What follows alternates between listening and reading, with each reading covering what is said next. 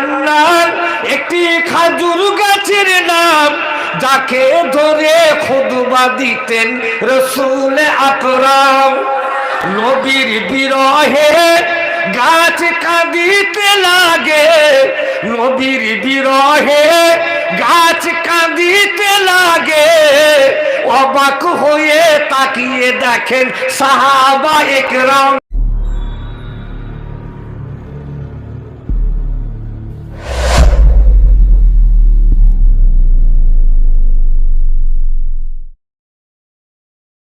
وقال الله تعالى عز وجل في كلامه المجيد وفي الفرقان الحميد: الذي خلق الموت والحياة ليبلوكم أيكم أحسن عملا. القرآن. وقال الله تعالى عز وجل في كلامه المجيد وفي الفرقان الحميد: يا أيها الذين آمنوا قوا أنفسكم وأهليكم نارا وقودها الناس والحجارة. القرآن. وقال النبي صلى الله عليه وسلم: يفرحون كما تفرحون في الهدايا إلى آخر الحديث أو كما قال.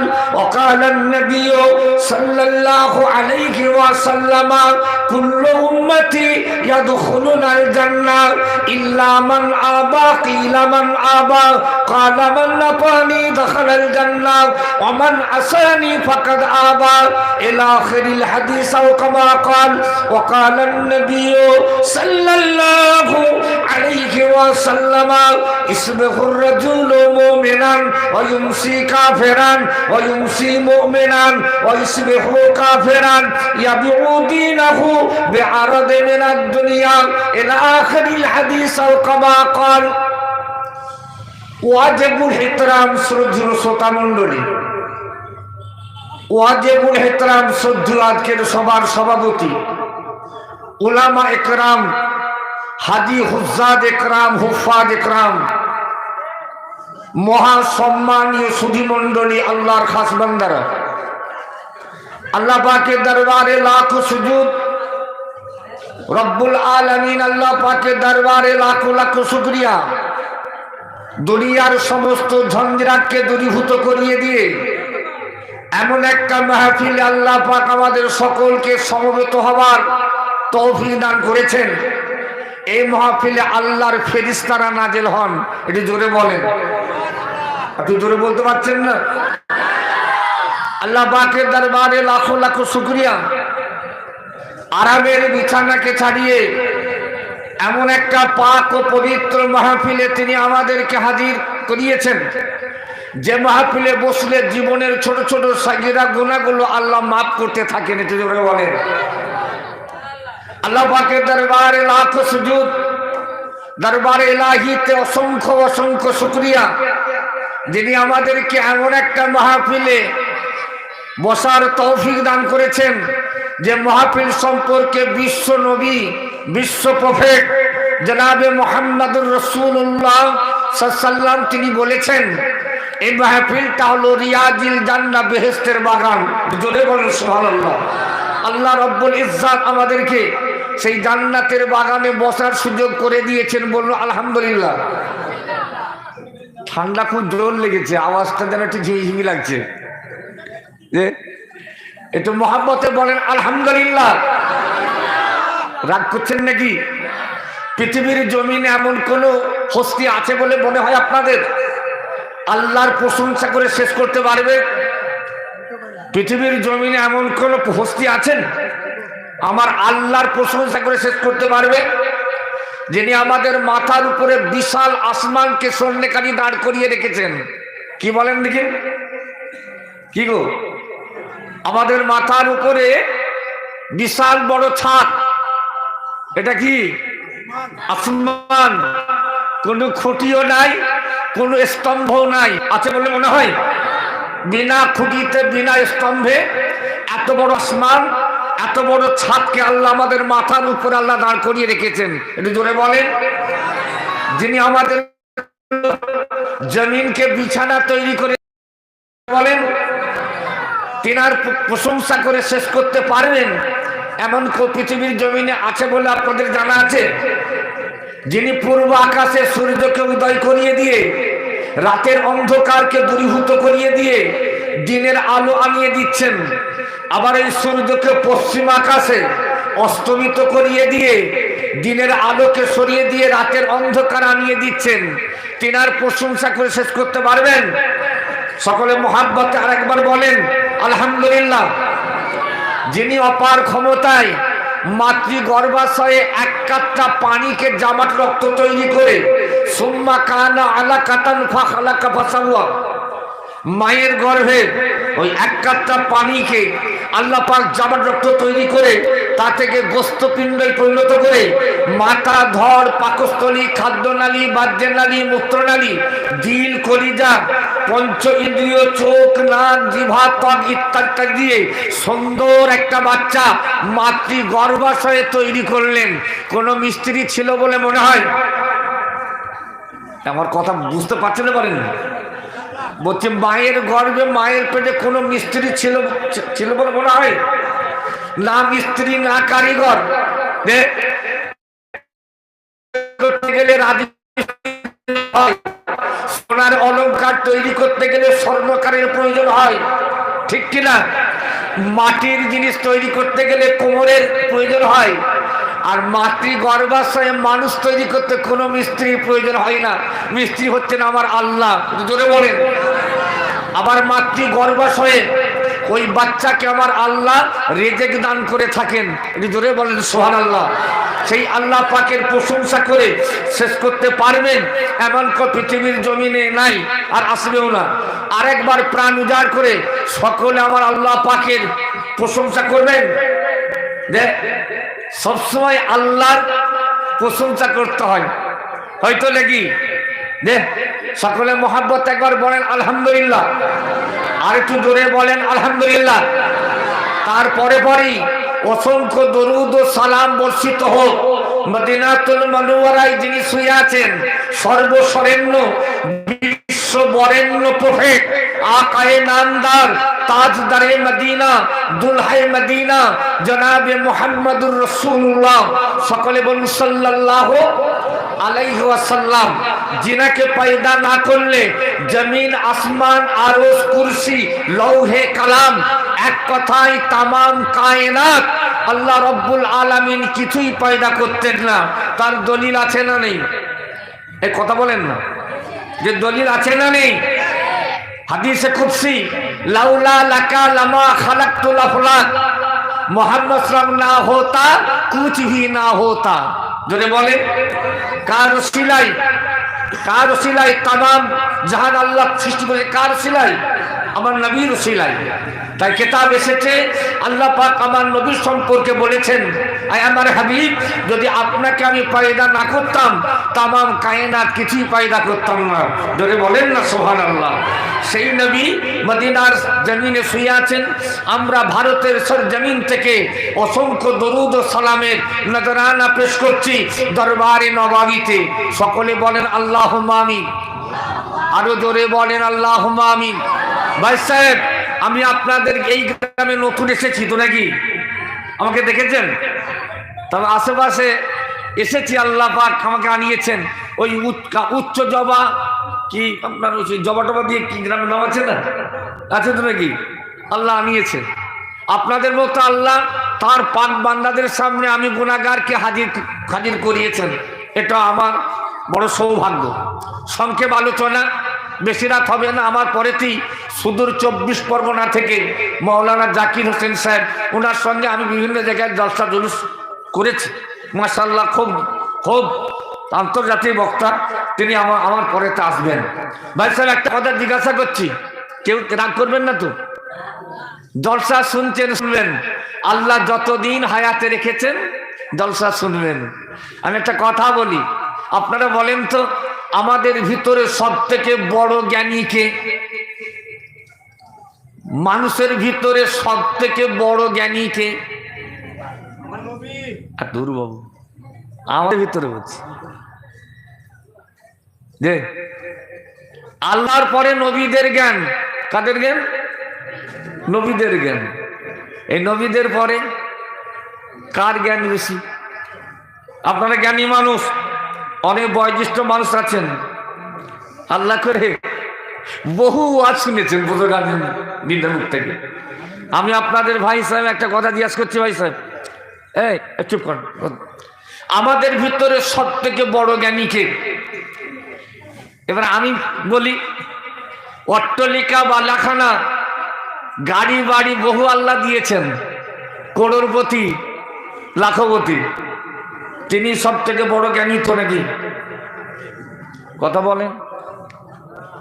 আরে যার অগাধ ধন সম্পত্তি তিনি তো বড় জ্ঞানী। এর পিছনে যুক্তি আছে, ওই জন্য বলছি। তাহলে বড় জ্ঞানী কে? আচ্ছা, করোড়পতি লক্ষপতি বহু দৌলতের মালিক, শুনছেন তো, তিনি বড় জ্ঞানী নন। বড় জ্ঞানীকে, সব থেকে বড় জ্ঞানী উনি যিনি আখেরাতের জন্য নিজেকে তৈরি করছেন। একটু জোরে বলেন। ঠিক বললাম না ভুল বললাম? তা বলে আপনি দুনিয়াদারি ছেড়ে দিয়ে শুধু আল্লাহ আল্লাহ করবেন কি? আখেরাতের গুরুত্বটা সবার উপরে রাখতে হবে। কথা ঠিক কিনা বলেন? কে কতদিন হায়াতে থাকবেন শুনছেন, সব জানা আছে। কে কতদিন হায়াতে থাকবেন একজন ভাই উঠে বলতে পারবেন না আমি এতদিন হায়াতে থাকবো, আমি এতদিন বাঁচবো? একজন ভাই বলতে পারবেন? এরকম কোন গ্যারান্টি আমাদের আছে বলে মনে হয়? যে বাবাজি, কার কখন আজাল এসে যাবে শুনছেন, কার কখন সময় হয়ে যাবে চলে যেতে হবে। যেতে হবে তো নাকি? যেতে হবে তো। কথাটা ভালো করে গুরুত্ব দেন। আমাদের জীবনটা কেমন? আমাদের জীবনটা কেমন? বালতু সেরুনাল হায়াতাদ দুনিয়া ওয়াল আখিরাতু খায়রু আবকা। আল্লাহর কোরআন বলছে আমাদের জীবনটা এরকম। দুনিয়ার জীবনটা ক্ষণস্থায়ী, আখিরাতের জীবনটা চিরস্থায়ী। কথাটা বুঝতে পারছেন না পারেননি? দুনিয়ার জীবন ক্ষণস্থায়ী, 60 বছর 70 বছর 80 বছর পার হবে কিনা সন্দেহ আছে কি? আর যে আল্লাহ এক কাপ্তা পানি থেকে মায়ের পেটে বাচ্চা তৈরি করতে পারে, সে আল্লাহ কবর থেকে মুর্দাকে জিন্দা করতে পারেন। ধরে বলবেন না সুবহানাল্লাহ? কবরে যে মাইয়ের জিন্দা হবে, কবরে যে মানুষ জিন্দা হবে, কশ্চিন কালে আর মৌত হবে না। হবে? মৌত হবে? মৌত কেবল দুনিয়াতেই হবে, আখেরাতে মৃত্যু নাই। কাজে কাজী আখেরাতের জন্য তৈরি থাকা, এটাই হচ্ছে বুদ্ধিমানের কাজ। কখন কোন অবস্থায় আপনাকে আমাকে চলে যেতে হবে। মদিনার বাদশা নুরুদ্দিন রাত্রিবেলায় স্বপ্ন দেখলেন। কি স্বপ্ন দেখলেন? আল্লাহর ফেরেশতা হযরতে আজরাইল আলাইহিস সালাম চলে যাচ্ছেন। কথাটা খুব ভাইটাল কথা, একটু শুনেন। বাদশা নুরুদ্দিন আজরাইল সালামকে জিজ্ঞাসা করেছিলেন, বলো তো আজরাইল সালাম, আমার মওতটা কবে হবে? আমার মৃত্যুটা কবে হবে? ও ভাইজানেরা, হযরতে আজরাইল সালাম তিনি মুখে কিছু বললেন না, এমনি করে 5টা আঙ্গুল দেখিয়ে বিদায় হয়ে গেলেন। কি বললাম? এই কথা শুনতে পাচ্ছেন তো? বাদশা নুরুদ্দিন জিজ্ঞাসা করলেন যে আমার মওতটা কবে হবে? আজরাইল সালাম 5টা আঙ্গুল দেখিয়েছিলেন। কটা বললাম? একটু হুঁয়া দেন না, কটা? 5টা। বাদশা নুরুদ্দিনের ঘুম ভেঙে গিয়েছে। হুজুর আমার বিছানায় উঠে বসলেন। হুজুর ভাবছেন আজরাইল সালাম আমাকে 5টা আঙ্গুল দেখিয়েছেন, তাহলে এর মানে 5 দিন পরে কি আমার মৃত্যু হবে? 5 দিন পরে হবে তো মৃত্যু নাকি? এই কথা বলছেন না কেন? আদর সালাম যে 5টা আঙ্গুল দেখিয়েছে, এই আমার উনি ভাবছেন এটা তো নাও হতে পারে। তাহলে উনি যে 5টা আঙুল দেখিয়ে চলে গেলেন, তাহলে 5টা আঙুল দেখানোর কারণটা কি? তাহলে 5 মাস পরে কি আমি মারা যাব? আবার ভাবছেন এটা তো নাও হতে পারে। ও তাহলে হয়তো 5 বছর পরে আমি মারা যাব। হ্যাঁ শুনছেন, 5 বছর পরে হয়তো মারা যাব। ওই জন্য উনি আমাকে 5টা আঙুল দেখিয়েছেন। তাই আল্লাহর খাস বান্দারা জেনে রেখে দিন, সকাল হয়ে গেল, বড় বড় আলেম ওলামাদেরকে ডেকে বাদশা নুরউদ্দিন জিজ্ঞাসা করেছিলেন, আপনারা বলতে পারবেন আজকে রাত্রিবেলা আমি স্বপ্ন দেখেছিলাম আল্লাহর ফেরেশতা আজরাইলকে, আমি তাকে জিজ্ঞাসা করেছিলাম আজরাইল বলো তো দেখি আমার মওতটা কবে হবে? উনি আমাকে 5টা আঙুল দেখিয়েছেন, মুখে কিছু বলেন না। তাহলে 5 দিন পরে কি আমার মৃত্যু হবে? আলেম ওলামা কেউ স্বপ্নের তাবির করতে পারলেন না। ওই যুগে হযরত ইমামে আযম আবু হানিফা রাহমাতুল্লাহ আলাইহি তিনি হায়াতে ছিলেন। ইমামে আযমের জামানা ছিল। মদিনার বাদশা নুরউদ্দিন ইমামে আযমকে জিজ্ঞাসা করলেন, হুজুর আপনি কি বলতে পারবেন আমার স্বপ্নের তাবিরটা কি হবে? আজরাইল সাহেব আমাকে 5টা আঙ্গুল দেখিয়েছেন, আমি বলেছি আমার মৃত্যুটা কবে হবে? উনি আমাকে 5টা আঙ্গুল দেখিয়েছেন, আপনি কি বলতে পারবেন আমার এই স্বপ্নের মানেটা কি হবে? ইমামে আযম আবু হানিফা রাহমাতুল্লাহ আলাইহি তিনি বাদশা নুরউদ্দিনকে বলেছিলেন, ও মদিনার বাদশা নুরউদ্দিন আপনি চিন্তা করবেন না, আপনার সবের স্বপ্নের তাবিরটা আমি আল্লাহর কোরআনের দলিল দিয়ে আমি বলে দিতে পারি। আপনি জোরে বলতে পারছেন না? আমার কথা বুঝতে অসুবিধা হচ্ছে নাকি? এটা কোন জেলা? মেদিনীপুর না? মাশাআল্লাহ, সব জ্ঞানী মানুষ, সব জ্ঞানী মানুষ। কিছু কিছু কথা আমি জিজ্ঞাসা করবো। হ্যাঁ এই করছি না, একদম শুনুন, কিছু কিছু কথা আমি জিজ্ঞাসা করবো আপনাদের। ভাইরা আমার, ইমামে আযম আবু হানিফা রাহমাতুল্লাহ আলাইহি বাদশা নুরউদ্দিনের স্বপ্নের তাবির করলেন কিভাবে দেখেন। আল্লাহর কোরআনের আয়াত দিয়ে স্বপ্নের তাবির করছেন। এই বাদশা নুরউদ্দিন আজরাইল সাল্লাম যে 5টা আঙ্গুল দেখিয়েছিলেন, এই 5টা আঙ্গুল দেখাবার মানে 5 দিন পরে আপনি মারা যাবেন এটা নয়, 5 মাস পরে আপনি মারা যাবেন এটাও নয়, 5 বছর পরে আপনি মারা যাবেন এটাও নাই। আজরাইল ফেরেশতার এই 5টা আঙ্গুল দেখাবার কারণ হলো 5টা জিনিস দুনিয়ার মানুষ কেউ জানে না। 5টা জিনিসের খবর আমার আল্লাহর ইলমে আছে। আর একটু জোরে বলে, আর একটু জোরে বলে। 5টা জিনিসের খবর কেউ জানে?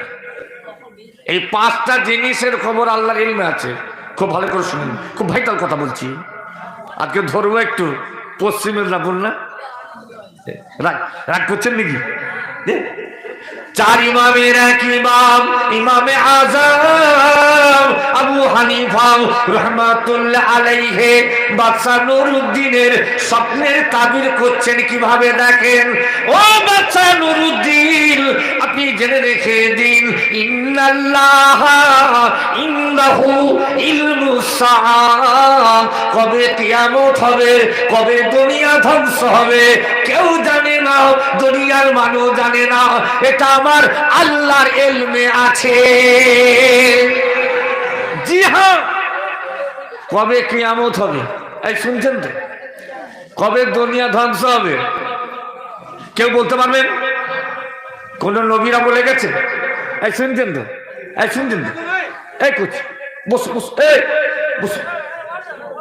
কিয়ামতের খবর কেউ জানে না। মুহররম মাসের 10 তারিখে কিয়ামত হবে, শুনেছেন তো? মুহররম 10 তারিখ কোন সালের কোন মুহররম? এটা কোন কিতাবে এসেছে বলে মনে হয়? কোন নবী রাসূল বলে গেছেন বলে মনে হয়। কোন সালের মহরম মাসে কেমন? আল্লাহ পাক বলছেন সূরা লুকমান, সূরা লুকমানের মধ্যে ইন্নাল্লাহা ইনদাহু ইলমুস সাআ, কবে কিয়ামত হবে, কবে দুনিয়া ধ্বংস হবে কেউ জানে না, এটা আল্লাহর হাতে আছে। দ্বিতীয় নাম্বার ওয়ায়ুনাজ্জিলুল গায়সা, আসমান থেকে কবে বৃষ্টি হবে, আসমান থেকে কবে পানি হবে, এ খবরটা কেউ জানে না, দুনিয়ার মানুষ জানে না, এটা আমার আল্লাহর ইলমে আছে। জোরে বলে। আর সুবহানাল্লাহ বলতে কষ্ট হচ্ছে। একবার সুবহানাল্লাহ বললে 10টা নেকি পাওয়া যাবে, আমরা তো নেকি কামাতে এসেছি। জোরে বলেন সুবহানাল্লাহ। নারে তাকবীর, মহানিসালে সালাত, সিলসিলায়ে হক ফুরফুরা শরীফ, সিলসিলায়ে হক মুজাদ্দিদে জামান, নারে তাকবীর। আবার চলে বাদশা নুরুদ্দিনের স্বপ্নের তাবির করছেন ইমামে আযম আবু হানিফা রাহমাতুল্লাহ। 3 নাম্বার ওয়ায়ালামু মা ফিল আরহাম, মাতৃগর্ভে এক কাতা পানি থেকে কি সন্তান হবে কেউ জানে না, দুনিয়ার মানুষ জানে না, এই খবরটা আমার আল্লাহর ইলমে আছে। সুবহানাল্লাহ। এই কোচি, এই কোথায় যাচ্ছ? বিড়ি খাবে কি রে? এই আল্লাহর কোরআন শুনলেন নেকি আছে তো না নেই? এই জোরে বলেন। আরে সওয়াব পাবেন না পাবেননি? কি বিপদের কারণ? আপনার এখানকার পরিবেশ ঠিক আছে, রাগ করবেন না যেন, দাড়ি সাদা হয়ে গেছে আমার। আপনার এখানকার পরিবেশ ঠিক আছে, অন্যান্য জায়গায় যাই তো দেখি সব মেলা হয়। কি হয়? হ্যাঁ, ওরে বাবরে গুতগুতি করছে সব, বেটা ছেলে মেয়ে ছেলে সব, ওরে বাবরে যাচ্ছে আর আড়ে আড়ে তাকাচ্ছে, ওরে বাবরে। সব তো দূরের কথা, একবারে নেকি ভরে নিয়ে যাবে। রাগ হচ্ছে, রাগ হচ্ছে। আল্লাহর রাস্তা বলছে, শুনেন চুপ করেন, আল্লাহর রাস্তা বলছে। আর বিশেষ করে বাড়ির গার্জেন গুলো সব বুজুর্গ মানুষ, গলা খুলে দিয়েছে। কি কি দিয়েছে বুঝতে পারছেন না? গলা খুলে দিয়েছে, ও সব লাই দিয়েছে। আল্লাহ ধরা পড়ে যাবে, ধরা পড়ে যাবে, খবরদার। আল্লাহ ছাড়বেন না, এতটা সহজ না। গার্জেন হয়েছেন, আল্লাহ ধরবে, ধরবেন না? দায়ুস হয়ে যাবে, আরে দায়ুসের বাপ হয়ে যাবে।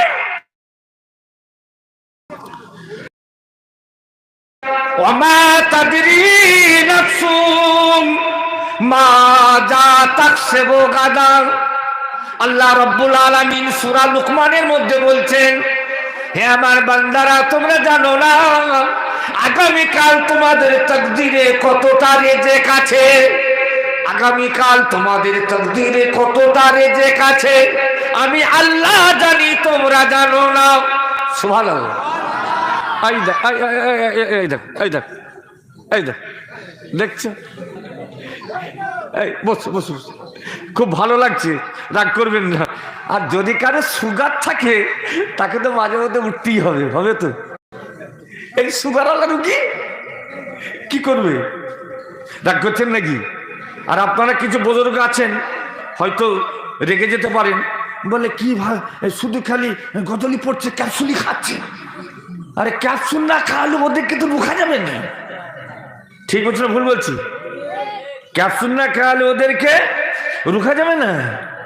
রহমতে আলম নবী নূরে মুজাসসাম, দেখেছো দেখেছো? জোরে বলেন সুবহানাল্লাহ। রহমতে আলম নবী নূরে মুজাসসাম, সাহাবীরা আতর বানাই মোর নবীজির ঘাম। একটু জোরে বলে, রাগ করবেন না। যেখানে যেমন পরিবেশ সেখানটা একটু লক্ষ্য করে দেখি তো, এখানে পরিবেশ সব ঠিক আছে। মুরব্বী আছেন, আমার বাপের বয়সী, আমার চাচাদের বয়সী আছেন, রাগ করবেন না যেন। কথা বলছি, এখন সহজে ছাড়বো না, সারা রাত ওয়াজ করবো। হ্যাঁ? ওরে বাবা, সালাদ হবে? উস্তুনে হান্নান একটি খাজুর গাছের নাম, উস্তুনে হান্নান একটি খাজুর গাছের নাম, যাকে ধরে খুতবা দিতেন রাসূল আকরাম। আরো জোরে, একবারে ফুল চাঁদ দেখি, নারে তাকবীর, নারে তাকবীর। রহমতে আলম নবী নূরে মুজাসসাম, সাহাবীরা আতর বানাই মোর নবীজির ঘাম। উস্তুনে হান্নান একটি খাজুর গাছের নাম, যাকে ধরে খুতবা দিতেন রাসূল আকরাম। নবীর বিরহে গাছ কাঁদিতে লাগে, নবীর বিরহে গাছ কাঁদিতে লাগে, অবাক হয়ে তাকিয়ে দেখেন সাহাবা একরাম।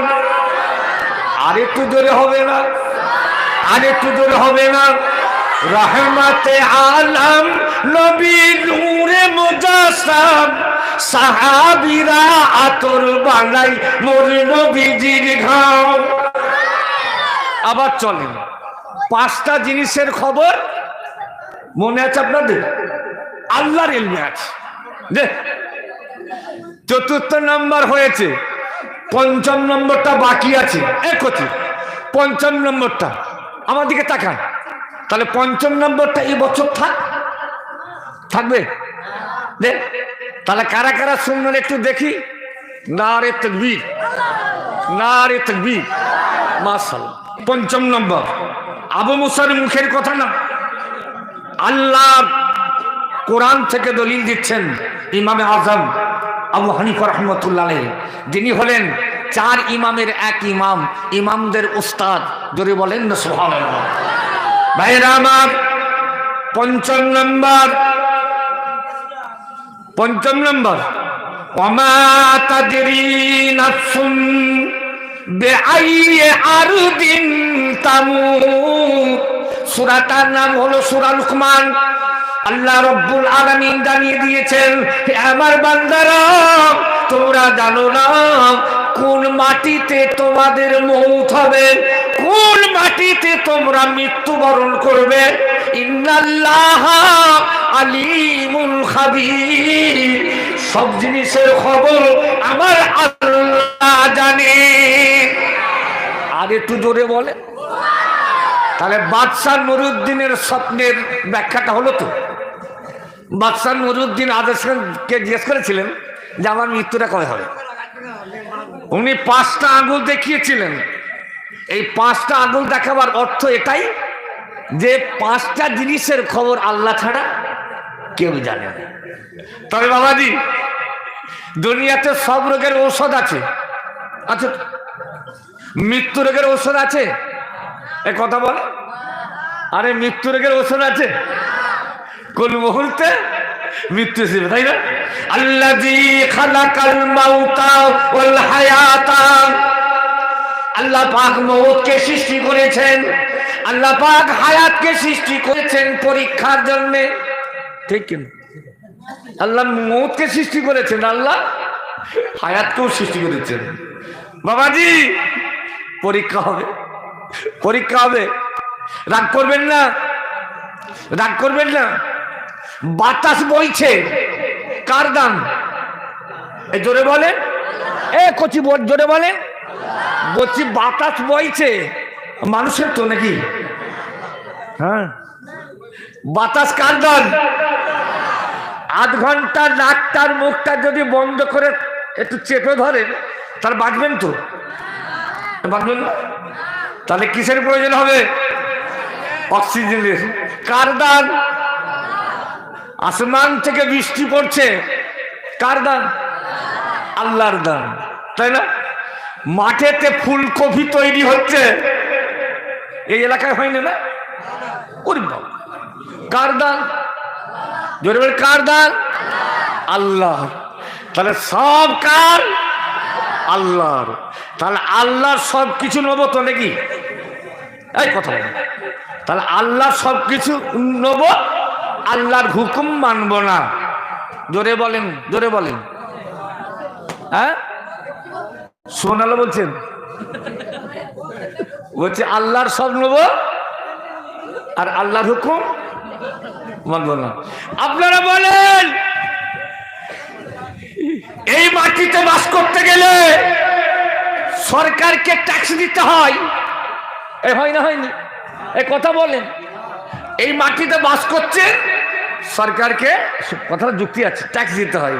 হয়তো সরকারের যিনি সরকার, প্রধানমন্ত্রীর যিনি প্রধানমন্ত্রী, রাষ্ট্রপতির যিনি রাষ্ট্রপতি, কে তিনি?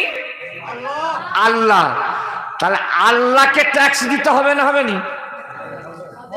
হ্যাঁ, তাহলে আল্লাহর অর্থ দরকার তো। আল্লাহ টাকা পয়সা চাচ্ছে? জ্ঞানী যারা বোঝে তারা শুধু ইশারায়, জ্ঞানী যারা বোঝে তারা শুধু ইশারায়, নাদানে কে বোঝাতে পারে কে আছে কোথায়। শুনছেন?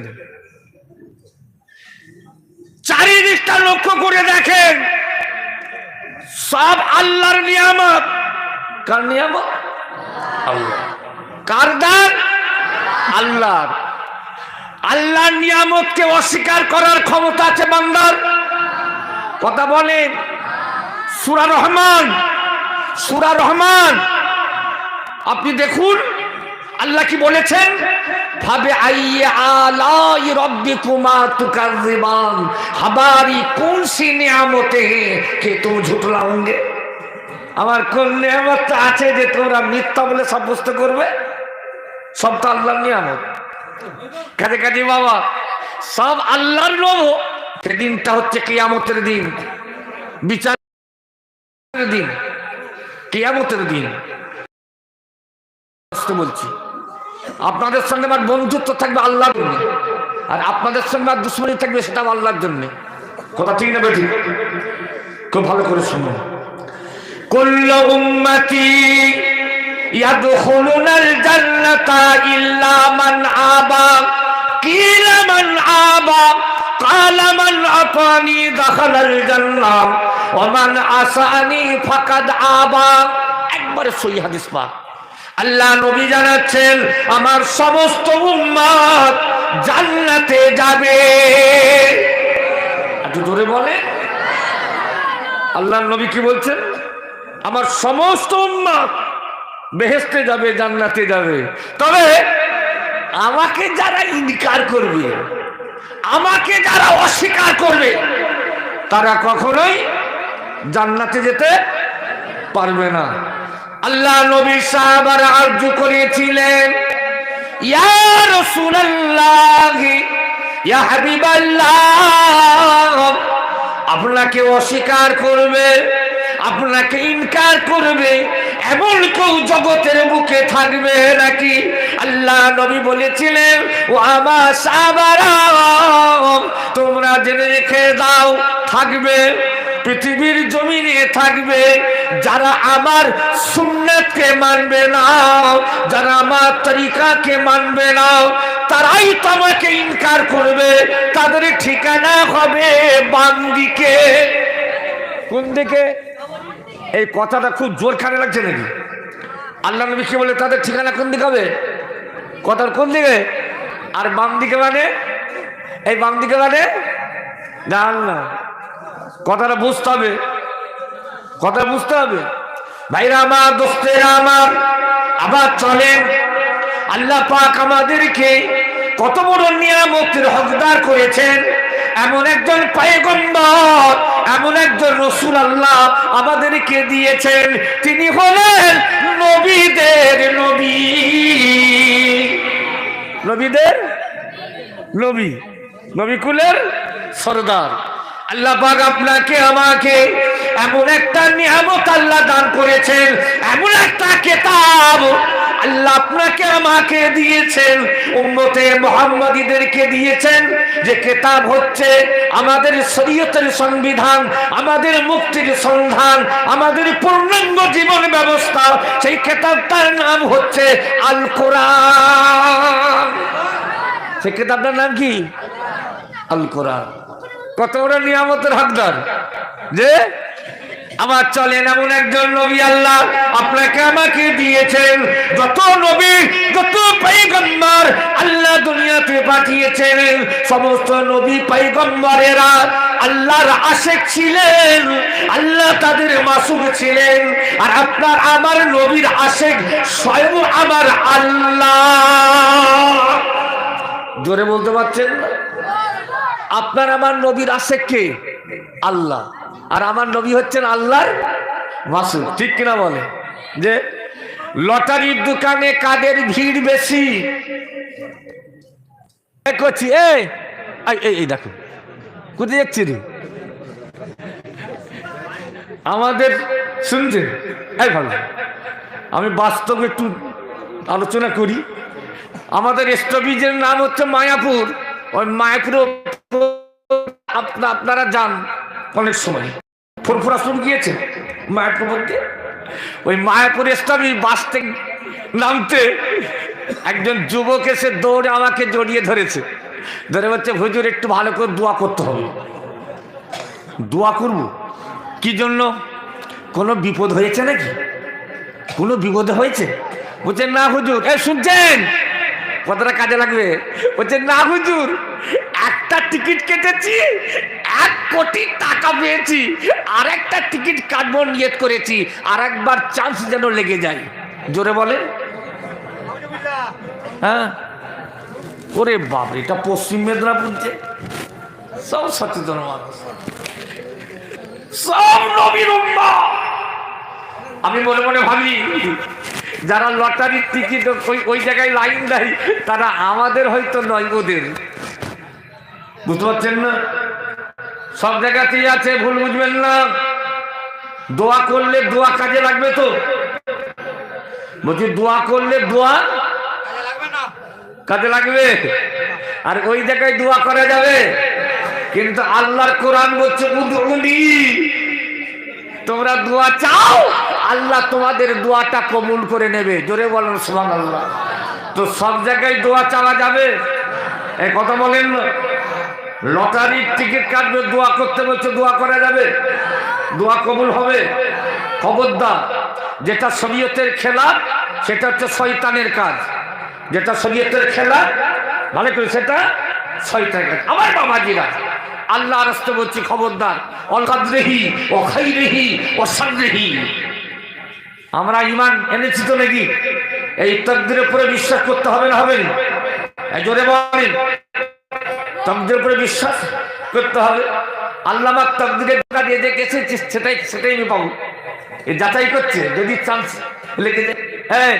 রাগ করছেন ভাইরা আমার, দোস্তেরা আমার, ঠান্ডা মাথায় বোঝার চেষ্টা করুন। দুনিয়ার জমিনে যে যেটা আমল করবে ভাইরা আমার, সেই আমলটা তার নিজের জন্যই করবে। দুনিয়ার জমিনে যে যেটা আমল করবে সেটা তার নিজের জন্যই করবে। আর কবরেতে সেই আমলটা তার সঙ্গের সাথী হয়ে যাবে। আমার মুখের কথা দলিল না, শুনছেন? আমার মুখের কথা দলিল। আল্লাহর কোরআন, আল্লাহর কোরআন থেকে দলিল দিচ্ছে, শুনছেন? মান আমিলা সালিহান ফালিনাফসিহি ওয়া মান আসাআ ফাআলাইহা। আল্লাহ পাক বলেছেন, হে আমার বান্দারাও, দুনিয়ার জীবনে তোমরা যদি নেক আমল করো সেটা তোমাদের নিজেদের জন্যই করবে, আর যদি বদ আমল করো সেটাও তোমাদের নিজেদের জন্যই করবে। মৃত্যুর পরে, মরণের পরে ওই দুইটি আমল তোমার সঙ্গে যাবে, ওই দুইটা আমল তোমার সাথী হয়ে যাবে। কবর দিয়ে 40 কদম চলে আসা হবে, আপনারা জানেন আল্লাহর হুকুমে ওই কবরবাসীকে আমার আল্লাহ কবরে জিন্দা করে তুলবেন। কবরবাসী যখন জিন্দা হবে, যদি সে দুনিয়াতে নেক আমল করে যায়, যদি সে দুনিয়াতে ভালো কাজ করে যায়, যদি আল্লাহর হুকুম মেনে যায়, আল্লাহর হুকুমে তাকে কবরে জিন্দা করে তোলার পরে সে পশ্চিম দিকে তাকিয়ে দেখবে সূর্য অস্তমিত হতে চলেছে। অমনি একটা জিনিসের খোঁজ করবে, সেটা হলো পার্টি, সেটা হলো পার্টি। কিসের খোঁজ করবে? পার্টি। আমার মনে হয় TMC party, BJP party, CPM party, ওই পার্টি। এই রে, তাহলে আমি ভুল বলছি। এই রাগ করছেন? কবরবাসীকে আল্লাহ জিন্দা করে তুলবেন, সে একটা পার্টির খোঁজ করবে। সেটা কোন পার্টি? কোন পার্টি? আপনারা জ্ঞানী মানুষ, আমি আপনারা জিজ্ঞেস করছি কেন নামাজের পার্টির খোঁজ করবে কেন?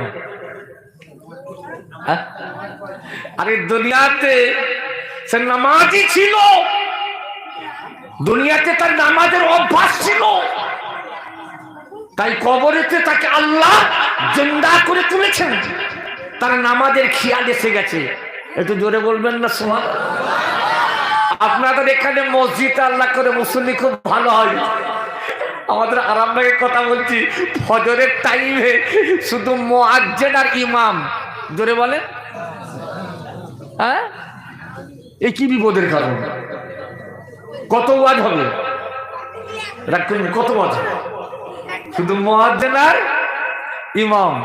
ভুল বুঝলে হবে না। কিয়ামতের ময়দানেতে আমাদের মতো মাওলানাগুলোর জীবকে আল্লাহ আল্লাহ ছুরি দিয়ে জবাই করে ফেলবে। ঠিক ঠিক। মানুষের মন জোগানোর কথা বলেছো, মানুষের মন জোগানোর কথা বলেছো, আমার দিনের কথা বলেছো, দেখ আমাদেরকে জবাবদিহি করতে হবে না? হবে নি? বলেন আল্লাহর রাস্তে বলছি খবরদার। তাহলে শুনেন, কবরবাসী যদি নামাজি হয়, যদি তার নামাজের অভ্যাস থাকে, তাকে আল্লাহ কবরে যখন জিন্দা করবেন তার নামাজের খেয়াল এসে যাবে। দুনিয়াতে তার নামাজ পড়ার অভ্যাসটা ছিল। এবারে দ্বিতীয় প্রশ্ন করছি আপনাদের, মদখোর যখন মারা যাবে, মাতাল যখন মারা যাবে, তাকে কবরস্থ করে 40 কদম যখন চলে আসা হবে আল্লাহর হুকুমে, ওই মদখোরকে আল্লাহ কবরে জিন্দা করে তুলবেন। মদখোর যখন কবরে জিন্দা হবে, সে খুঁজবে নামাজের পার্টি। জোরে বলেন। এই দেখো, এই বলে সুবহানাল্লাহ। রাগ করছেন? মদখোরকে আল্লাহ কবরে জিন্দা করে তুলবেন। খুব ভাইটাল কথা বলছি। তাহলে মদখোর কিসের খোঁজ করবে? বলেন বলেন। বোতল। বোতল কেন বলেন কি? কেন? আরে দুনিয়াতে ওর ওই অভ্যাসটা ছিল। আমাকে ভুল বুঝবেন না। জ্ঞানী যারা বোঝে তারা শুধু ইশারায়, জ্ঞানী যারা বোঝে তারা শুধু ইশারায়, নাদানে কে বোঝাতে পারে কে আছে কোথায়।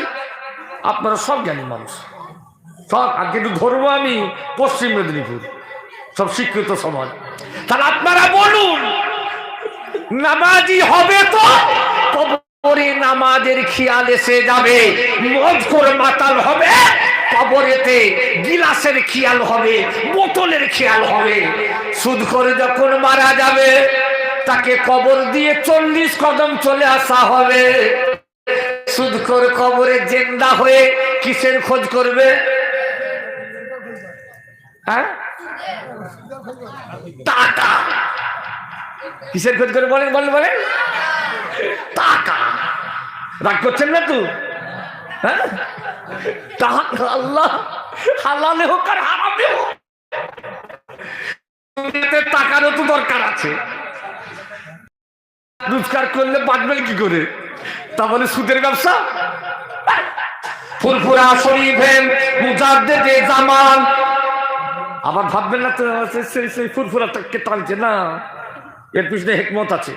ফুরফুরা শরীফের মুজাদ্দিদে জামান দাদা হুজুর পীর কেবলা রহমাতুল্লাহ আলাইহি বাংলাদেশে আল্লাহর দ্বীন প্রচার করতে গেলেন। একজন সুদখোরের বাড়িতে হুজুরকে খাইয়ে দেওয়া হলো।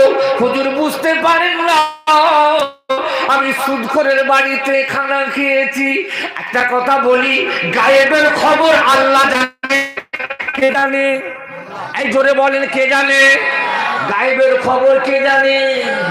নবীদের কাছে আল্লাহর তরফ থেকে ফেরেশতা এসেছে, ইলহামের দ্বারা, স্বপ্নের দ্বারাই আল্লাহ তার নবীদেরকে জানিয়ে দিয়েছেন। ঠিক কিনা? যদি গায়েবের খবর নবীরা জানতো, আমার সঙ্গে যুক্তিতে হবে, যদি গায়েবের খবর নবীরা জানতো তাহলে ফেরেশতাদের আসার দরকার হতো কেন? কি বিপদের কারণ? আরে গায়েবের খবর তো আল্লাহ সিদ্দিকা রাদিয়াল্লাহু আনহার উপর একটা তহমত এসেছিল তো, এই আসেনি? আপনারা কাফেরেরা, ইসলামের কোরআনের দুশমনেরা, রাসূলের দুশমনেরা আম্মা মায়েশার উপরে একটা দুর্নাম ছড়িয়েছিল। ঠিক কিনা? আমি ভেঙে বলছি না, আমি ভেঙে বলছি না। চারিদিক থেকে যখন মায়েশার উপরে দুর্নাম মানে আসলো, আল্লাহ নবী মায়েশাকে তার বাপের বাড়িতে পৌঁছে দিলেন। তার বাপের বাড়িতে একটা দিন হযরত আলী জানো এসে বলছেন, ইয়া রাসূলুল্লাহ এক কাজ করেন, তার কেটে দেন। কি কি বললেন? এই বুঝতে পারছেন না? পারেননি? বলছে হুজুর শুনে শুনে শুনে শুনে তো কান ভোতা হয়ে যাচ্ছে। আম্মা জানের উপরে এমন তহমত ছড়াচ্ছে ওরা, হুজুর সহ্য করতে পারছি না, অতএব ডিভোর্স দিয়ে দিয়ে তাই ভালো। আল্লাহ নবী শুনলেন আলীর মতামত, চুপ করে আছেন। হযরত ওমর রাদিয়াল্লাহু তাআলা আনহু আল্লাহ নবীর দরবারে হাজির হয়ে গেলেন। আল্লাহ নবী হযরত ওমর রাদিয়াল্লাহু আনহুকে জিজ্ঞাসা করলেন, ও আমার সাহাবা ওমর, তোমার কি মত বলো? হযরত আলী বলছে মা আয়েশাকে ছেড়ে দিতে, ডিভোর্স করে দিতে। এত দুর্নাম মায়েশার উপর হচ্ছে, আলীর মত হচ্ছে ছেড়ে দেওয়া, তাই তো? এই যেখানে ছেড়েছে আবার যাবো, কথাটা বুঝাবার জন্য বলছি। হযরত ওমরকে আল্লাহ জিজ্ঞেস করছেন, ওমর তুমি বলো কি করবো? আয়েশাকে ডিভোর্স দিয়ে দেবো? এই শুনছেন তো? আমাদের তখন মুসলিম জাহানের দ্বিতীয় খলিফা, সারা বিশ্বে যত সাম্রাজ্য আছে অর্ধেক সাম্রাজ্যের হযরত ওমরকে ধরে বলে অর্ধেক সাম্রাজ্যের বাদশা, যিনি গণতন্ত্র প্রতিষ্ঠিত করেছিলেন পৃথিবীর জমিনে, সবার সমান অধিকার। সেই ওমরকে যখন হতে জিজ্ঞাসা করছেন যে তোমার কি মত? আমিরুল মুমিনিন খলিফাতুল মুসলিমিন হযরত ওমর ফারুক রাদিয়াল্লাহু তাআলা আনহু আল্লাহ নবীকে বলেছিলেন, ইয়া রাসূলুল্লাহ, ইয়া হাবিবাল্লাহ, হুজুর যার শরীরে একটা মাছি বসার হিম্মত নাই, যার শরীর মুবারকে একটা মশা বসার হিম্মত নাই, ইয়া রাসূলুল্লাহ, ইয়া হাবিবাল্লাহ, যাকে আল্লাহ বেগুনা মাসুম করেছেন, যার শরীরে একটা মাছি বসার ক্ষমতা নাই, তার বাড়িতে কোনো অপবিত্র জিনিস ঢুকতে পারে না। জোরে বল, আজকে জোরে বলতে পারছেন না? কে বলছেন? হযরত ওমর। ইয়া রাসূলুল্লাহ, আপনি তো মাসুম নবী, আপনি তো বেগুনা নবী, আর আপনার বাড়িতে অপবিত্র জিনিস ঢুকবে, এটা আমি ওমর আমার বিশ্বাস হয় না। আল্লাহর তরফ থেকে জিবরিল এসে গেল, আল্লাহর নবীকে এসে সংবাদ দিলেন, আম্মা জান মা আয়েশা পবিত্র। জোরে বলে, জোরে বলতে পারছেন? মা আয়েশাকে আল্লাহর নবী বাড়িতে আনলেন। কথা প্রসঙ্গে এসে যাচ্ছে বলে এই কথাটা একটু বললাম। তাহলে আপনি বলেন গায়েবের খবর কে জানে? একসঙ্গে বলেন কে জানে? ওলিদের দরবারে ইলহাম হয়, নবীদের কাছে আল্লাহর ফেরেশতা আছে। কথা ঠিক কিনা বলেন ভাই? আমার মুজাদ্দিদে জামান দাদা হুজুর পীর কেবলা রহমাতুল্লাহ আলাইহি সুদখোরের বাড়িতে খানা খেয়ে ফেললেন। যখন তিনি শুনলেন এটা সুদখোরের বাড়ি, আল্লাহর ওলি জামানার মুজাদ্দিদ আমার মাদানী হুজুরের দোয়াতে আল্লাহ আমার দাদা পীরকে দুনিয়ায় পাঠিয়েছেন। জোরে বলবেন না সুবহানাল্লাহ। মাদানী হুজুরের চোখে পানি, হাজী মুস্তাফা মাদানী রাহমাতুল্লাহ আলাইহির চোখের পানি আমার আল্লাহ কবুল করে নিয়েছে। এটা জোরে হবে না সুবহানাল্লাহ। মাদানী হুজুরের দোয়া না, হ্যাঁ অনেক লম্বা চড় হয়ে যায়, খুব ছোট বলছি।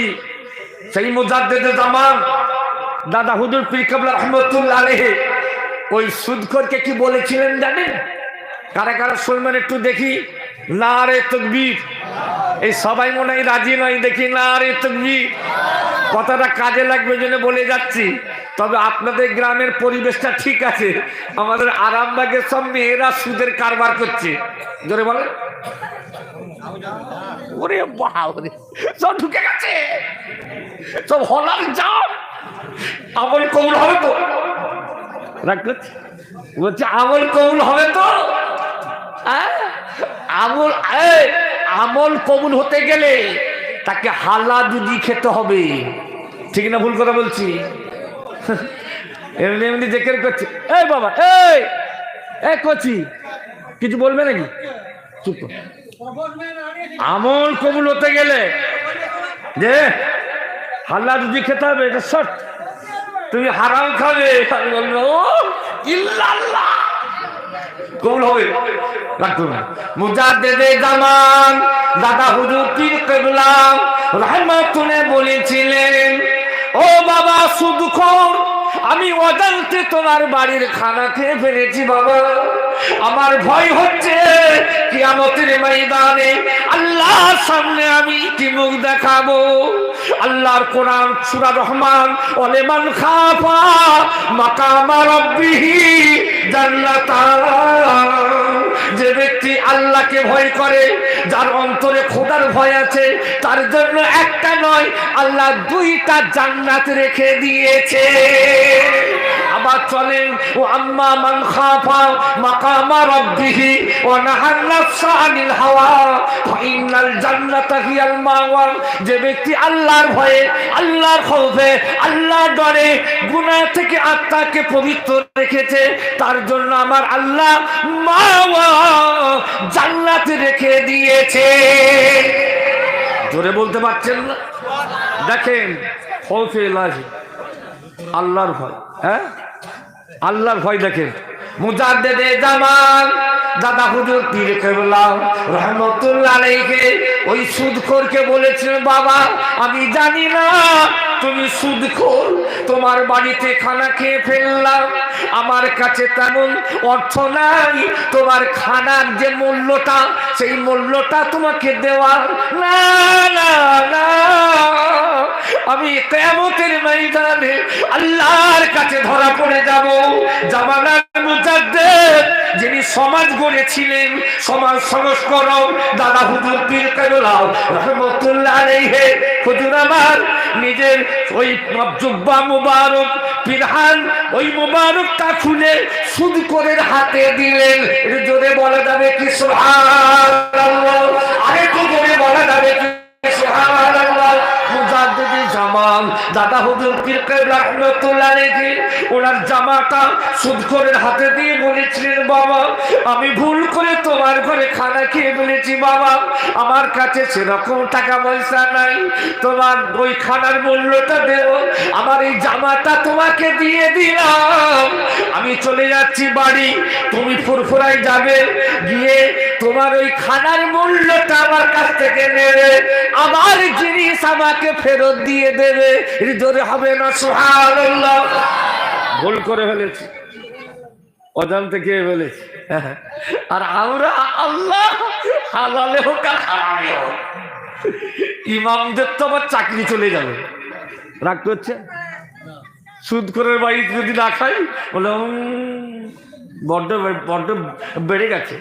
একে তো মসজিদের যারা সেক্রেটারি হয়েছে তারা পাক্কা নামাজি। জোরে বলে দেখছি তো, আল্লাহ দেখাচ্ছে। এই এলাকাটা ঠিক আছে, রাগ করবেন না। অধিকাংশ আল্লাহু আকবার একটু সেক্রেটারি সাহেব যদি থাকে দেখে যাবেন না, আমি আপনাকে বলছি না। আর রাগ করবেন তাতে আমার কিছু যায় আসে না, আমি আল্লাহর হুকুমে বলছি। মসজিদের সেক্রেটারি কে হবে? বেনামাজি হবে তো? আরে দাঁড়িয়ে মোতাবো হবে তো? রাগ হচ্ছে? রাগ হচ্ছে? আল্লাহর রাস্তে বলছে খবরদার।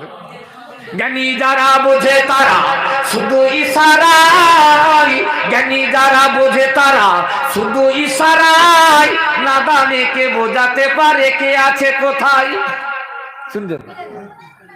ছোট হুজুর পীর কেবলা রহমতুল্লাহ আলাইহি হুগলি জেলার বুকে একটা গ্রাম আছে, সেই গ্রামে হুজুর যাচ্ছেন দুটা গাড়ি নিয়ে, জলসা কমিটি সব দৌড়ে আসছে, ফুরফুরার হুজুর আসছে, ছোট হুজুর এসে দেখছে একটা গাড়িতে কাঠ, চাল, আলু, হাঁড়ি। গাড়ি থামিয়ে বললেন এগুলো নামাও আর বাবা খানা চাপাও। কমিটির যিনি সেক্রেটারি এসে বলছে হুজুর এটা ঠিক হচ্ছে তো? বলছে কেন? বলছে হাঁড়ি কাঠ কেন এনেছেন? বলছে মুখটা খোলাবে নাকি? জোরে বলে। হুজুর কি বলছে?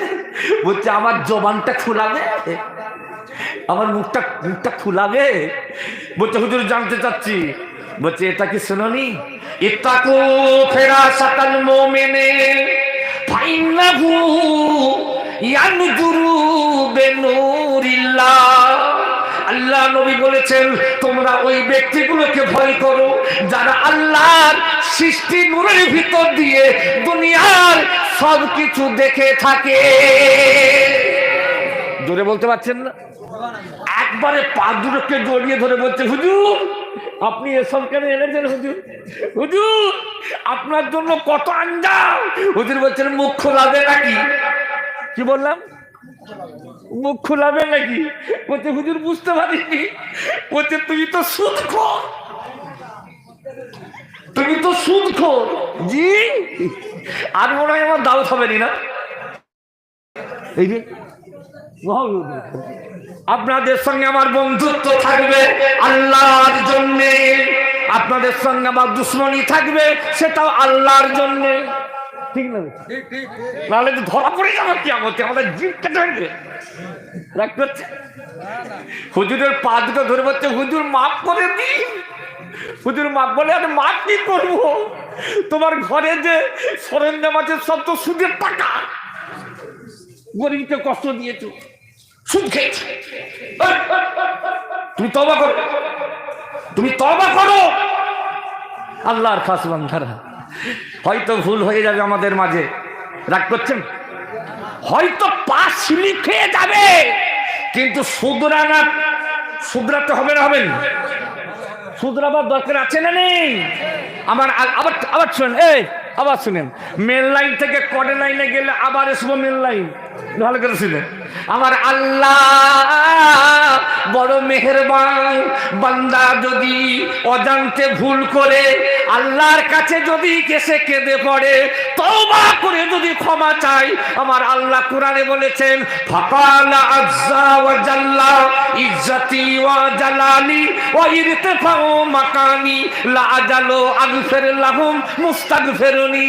যে বান্দা ভুল করে আমার দিকে তওবা করে ঘুরে আসবে, আমি আল্লাহ আমার ইজ্জত জালালির কসম খেয়ে বলছি, বান্দার গুনাহটা যদি আসমান বরাবর হয়ে যায়, বান্দার পাপটা যদি পাহাড় পরিমাণ হয়ে যায়, বান্দা যদি